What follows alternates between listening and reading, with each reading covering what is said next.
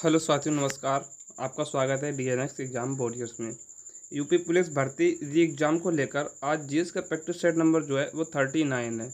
इससे पहले हम 38 प्रैक्टिस सेट पूरे कंप्लीट कर चुके हैं। अगर आप उनसे नहीं जुड़े हो तो इसको कंप्लीट करने के साथ साथ उनको भी कंप्लीट करिए, क्योंकि ये प्रैक्टिस सेट आपके तैयारी को एक नई दिशा में लेकर जाएंगे। और जब तक आपका एग्ज़ाम होगा तब तक आपके पास जीएस के मोस्ट वैल्यूएबल क्वेश्चनों का एक संग्रह होगा। तो बिना किसी देरी के आपकी क्लास शुरू करते हैं। और साथ ही साथ आपको बता दें कि नायक सीरीज की जो क्लास चलती है रैपिड फायर रिवीजन, वो भी इसी चैनल पर चलता है। और उन दोनों क्लासेस के साथ साथ एक यूपी पुलिस के लिए यूपी जी के स्पेशल भी चलता है, तो उसे भी ज्वाइन करिए। और इन सभी क्लासेस की जो पीडीएफ है वो आपको बिल्कुल फ्री ऑफ कॉस्ट मिलती है। तो चलिए बिना किसी देरी के शुरू करते हैं। आज की क्लास का पहला क्वेश्चन है कि ऋग्वेद का उपवेद क्या है। तो आयुर्वेद किसका उपवेद है? ऋग्वेद का है। यजुर्वेद का क्या है? धनुर्वेद है। सामवेद का गंधर्व वेद है। और शिल्प वेद किसका उपवेद है? तो ये अथर्ववेद का उपवेद है। दूसरा क्वेश्चन है अभिज्ञान शाकुंतलम के लेखक कौन है? तो कौन है? कालिदास। और कालिदास किसके दरबार में रहते थे? तो चंद्रगुप्त द्वितीय के दरबार में रहते थे। और ये चंद्रगुप्त द्वितीय के नवरत्नों में भी शामिल थे, जिन्हें कालिदास को भारत का शेक्सपियर भी कहा जाता है। और इनकी कुछ रचनाएं जैसे कुमार संभवम और रघुवंशम की इनकी रचना है, तो ये कालिदास की रचना है। अब हम बात करते हैं जैसे 10 कुमार चरित्र किसकी रचना है? तो ये दांडी की रचना है। कामसूत्र किसकी है? बादशाहन की रचना है। पंचतंत्र किसके है? विष्णु शर्मा के। और पंचतंत्र जो ऐसी पुस्तक है जो विश्व में सेकंड नंबर पर सेलिंग होने वाली पुस्तक है, यानी कि दूसरे नंबर पर सबसे ज़्यादा बेचने वाली पुस्तक कौन सी है? बाइबल। और बाइबल के बाद दूसरी जो पुस्तक है वो है पंचतंत्र। अगर आगे देखते हैं शोध रान ब्रज सूची किसकी है? तो ये अश्वघोष की है। कर्पूर मंजरी किसकी है? राजशेखर की है पुस्तक। तीसरा क्वेश्चन है अकबर के नवरत्न में वित्त मंत्री कौन था? तो कौन था? टोडरमल था। कौन? टोडरमल। चौथा क्वेश्चन है 1857 के विद्रोह को दबाने के लिए अंग्रेजों का साथ किसने किसने दिया था? तो कुछ लोग थे जैसे कि ग्वालियर के सिंधियों ने अंग्रेजों का साथ दिया था, हैदराबाद के निजामों ने अंग्रेजों का साथ दिया था, और भोपाल के सिकंदर बेगम ने अंग्रेजों का साथ दिया था। अगर ग्वालियर के सिंधिया और हैदराबाद के निजाम शायद ना देते तो शायद अंग्रेजी शासन पहले ही समाप्त हो चुका होता। पांचवा क्वेश्चन है जनगण मन जो भारत का राष्ट्रगान है सर्वप्रथम कब गाया गया था? तो ये 27 दिसंबर 2011 को गाया गया था। और तब कांग्रेस के अध्यक्ष कौन थे? तो पंडित बिशंबर नारायण धर थे। और कहाँ पर? कलकत्ता अधिवेशन हुआ था। और 1911 में क्या दिल्ली दरबार लगा था। बोल और धुन किसने लिखी थी? तो रविन्द्रनाथ टैगोर ने लिखी थी। वंदे मातरम सर्वप्रथम कब गाया गया? तो 1996 में गाया गया। और रहमतुल्लाह सयानी क्या थे? अध्यक्ष थे उस समय कांग्रेस के। और अपनाया कब गया? तो 24 जनवरी 1950 को इसे अपनाया गया। छठवां क्वेश्चन है राज बोस द्वारा संगठित भारतीय स्वतंत्रता लीग एक संगठन का अग्रदूत था। तो किसके? भारतीय राष्ट्रीय फौज के, जो बाद में इंडियन इंडिपेंडेंस लीग बनी। कब? 1920 से 1940 तक। IIL। आगे देखते हैं भारतीय राष्ट्रीय कांग्रेस की स्थापना 1985 में हुई। सेकंड अधिवेशन के में कितने अध्यक्ष थे? तो 343 थे। और पहले में कितने थे? तो 72 सदस्यों ने भाग लिया था पहले। मुस्लिम लीग की स्थापना कब हुई थी? तो 1906 में हुई थी। भारतीय कम्युनिस्ट पार्टी की स्थापना 1925 में हुई थी। सातवां क्वेश्चन है कि उस पीएम का नाम बताइए जिन्होंने संसद में यह घोषणा की थी कि मंडल आयोग की सिफारिशों को लागू करेंगे और इस घोषणा से देशव्यापी विद्रोह शुरू हो गया था। कौन थे? तो बीपी सिंह थे, जिन्होंने ओबीसी के लिए 27% आरक्षण की बात की थी। आगे देखते हैं आठवां क्वेश्चन है कि भारत सरकार का मुख्य विधि अधिकारी कौन होता है? तो महान्यायवादी होता है। कौन होता है? महान्यायवादी। और इसके आज किसमें आर्टिकल 76A में बताया गया है फर्स्ट में। और इसे कौन नियुक्त करता है? तो राष्ट्रपति नियुक्त करता है। और ये आर्टिकल 88 के तहत संसद की बैठक में भाग ले सकता है, लेकिन वोट नहीं कर सकता है। राज्य में सबसे बड़ा कौन होता है? तो महाधिवक्ता होता है राज्य के लिए। और नियुक्ति कौन करता है? राष्ट्रपति नियुक्ति करता है। और आर्टिकल 165 में। और ये भी विधानमंडल या विधान परिषद की बैठक में भाग ले सकता है, लेकिन वोट नहीं कर सकता। किसके जरिए? आर्टिकल 177 के तहत। 9वां क्वेश्चन है, इनमें से कौन सा भारत में पंचायती राज की 3 स्तरीय प्रणाली का स्तर नहीं है? तो नगर परिषद नहीं है।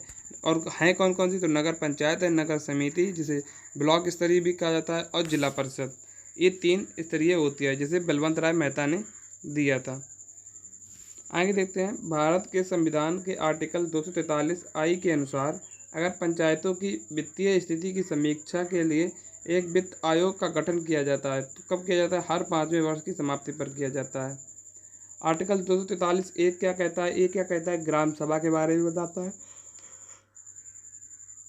243 बी पंचायतों का संविधान बताता है। 243 सी बताता है पंचायतों के गठन के बारे में, और 243 डी बताता है सीटों के आरक्षण के बारे में।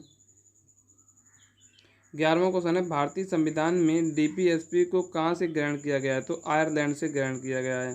12वां क्वेश्चन है, राजतरंगिणी का संस्कृत से फारसी में अनुवाद किया जाता है तो किसके द्वारा किया गया? तो जैनुअल अबदीन के द्वारा। दाब की विमा क्या है? तो ml⁻⁻1 और T⁻2 है। 14वां क्वेश्चन है कि जल कितने केल्विन पर जमता है? तो ये 273 केल्विन पर जमता है। और जल उबलेगा कब? जब 373 पर उबलने लगता है केल्विन पर। 5वां क्वेश्चन है, माल प्रवाह परियोजना किस राज्य में स्थित है? तो कर्नाटक राज्य में स्थित है। और इडुक्की जल परियोजना कहाँ है? तो केरल राज्य में। किस नदी पर? तो ये पेरियार नदी पर है। 16वां क्वेश्चन है, विश्व मधुमेह दिवस कब मनाया जाता है? तो 14 नवंबर को मनाया जाता है। 1 नवंबर को विश्व शाकाहारी दिवस मनाया जाता है। 7 नवंबर को शिशु की सुरक्षा दिवस मनाया जाता है। 11 नवंबर को राष्ट्रीय शिक्षा दिवस मनाया जाता है। और 17 नवंबर को मिर्गी डे मनाया जाता है। 20 नवंबर को अंतर्राष्ट्रीय बाल दिवस मनाया जाता है। 26 नवंबर को राष्ट्रीय कानून दिवस मनाया जाता है। 17वां क्वेश्चन है कि भारत में प्याज का सबसे ज़्यादा उत्पादन किस राज्य में होता है? तो महाराष्ट्र में होता है।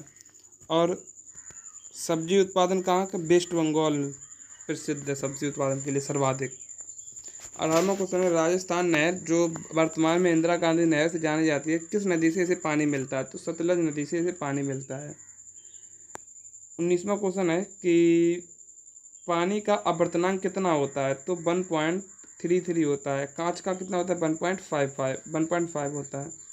20वां क्वेश्चन है, भारत की सीमाएं कितने देशों से जुड़ी हैं? तो टोटल 7 देशों से जुड़ी हैं। सबसे बड़ी सीमा बनाता है भारत बांग्लादेश के साथ 4096.6 किलोमीटर। फिर उसके बाद चाइना के 3488 किलोमीटर। फिर पाक 3323 किलोमीटर। फिर से नेपाल के साथ 1751 किलोमीटर। फिर म्यांमार के साथ 1643 किलोमीटर। फिर भूटान के तीर 699 किलोमीटर। और फिर सबसे छोटी बनाता है अफगानिस्तान से 106 किलोमीटर। 21वां क्वेश्चन है कि मुगल के चित्रकार को पूर्व का राफेल कहा जाता है किसे? बिजहात को। 22वां क्वेश्चन है, विकिपीडिया की खोजकर्ता किसे माना जाता है? तो जिमी वेन्स को माना जाता है। WW के लिए बर्नर्स ली को जाना जाता है।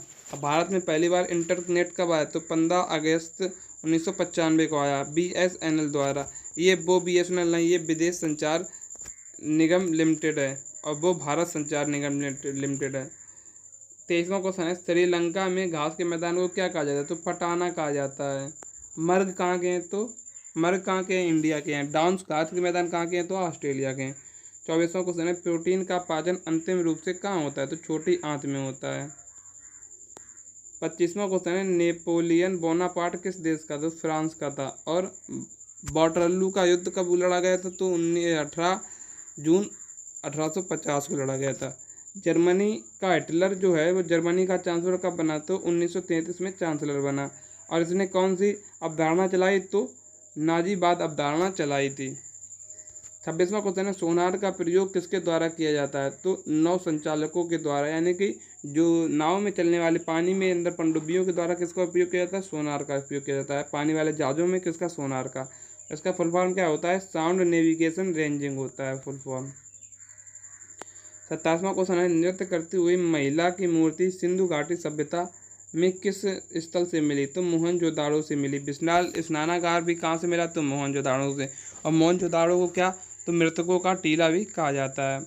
28वां क्वेश्चन है केंद्रीय खाद्य शोध संस्थान केंद्र कहाँ है, तो मैसूर में है। खाद दार क्या है, मैसूर कैसी है, दार है, दार क्या है, खाद के लिए। सड़क कृषि ट्रैक्टर अनुसंधान संस्थान कहाँ है, तो ये सब नई दिल्ली में। कहाँ, नई दिल्ली में। 29वां क्वेश्चन है कि श्याम किस देश का प्राचीन नाम था, तो थाईलैंड का था। और थाईलैंड की राजधानी क्या है, बैंकॉक राजधानी है। और बात मुद्रा है, थाईलैंडी बात मुद्रा है। कंबोडिया की राजधानी क्या है, तो नामपी है राजधानी है, मुद्रा रियाल है। भूटान की राजधानी आप सभी को पता है थिम्पू है, और मुद्रा का है निगुट्रम है। 30वां क्वेश्चन है दिव्य जीवन संघ के संस्थापक कौन है, तो स्वामी शिवानंद हैं, जो 1932 में इसकी स्थापना की। एंडीज पर्वतमाला की सबसे ऊंची चोटी कौन सी है, तो एकांगुआ है। कौन सी, एकांगुआ। 32वां क्वेश्चन है उत्तर प्रदेश के किस शहर में राजकीय कला एवं शिल्प महाविद्यालय स्थित है, तो कहाँ, लखनऊ में। भारतीय नाटक अकादमी की स्थापना कहाँ हुई, लखनऊ में। भारतेंदु नाटक अकादमी लखनऊ में। यूपी भाषा अनुसंधान संस्थान कहाँ है, लखनऊ में है। केंद्रीय ड्रग अनुसंधान संस्थान कहाँ है, तो लखनऊ में है। 33वां क्वेश्चन है उत्तर प्रदेश लोक न्यायाधिकरण किस वर्ष में स्थापित हुआ, तो 1976 में हुआ। 34वां क्वेश्चन है उत्तर प्रदेश देश का सबसे बड़ा उत्पादक है, किसका, आम का। केले के लिए केरल को जाना जाता है, अमरूद के लिए मध्य प्रदेश महाराष्ट्र को जाना जाता है, पपीते के लिए असम को जाना जाता है।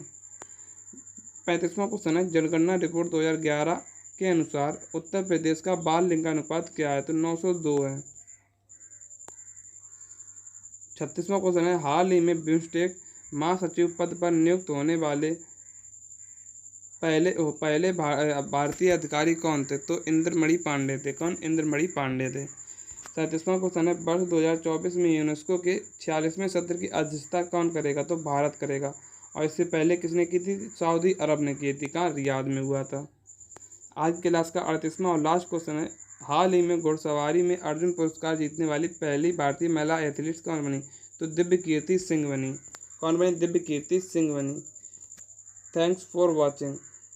यूट्यूब डीएनएस एग्जाम वॉरियर्स आपकी तैयारी को एक नई दिशा में ले जाने के लिए सदैव तत्पर, और इस पर आपको free of cost her class की पीडीएफ मिलती है। तो जुड़े रहिए इस चैनल से, और सब्सक्राइब करिए, लाइक भी करिए, और मिलते हैं कल एक नेक्स्ट वीडियो में। तब तक के लिए जय हिंद, जय भारत।